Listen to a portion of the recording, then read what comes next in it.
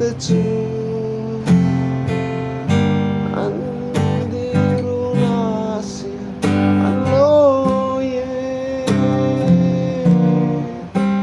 riak mo paling iya kay ka phải ruai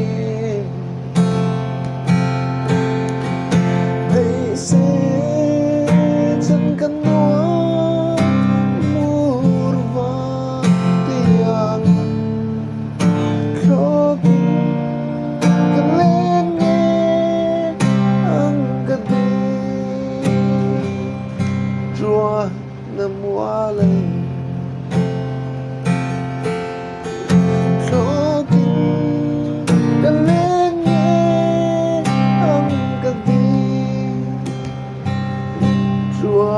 na muala.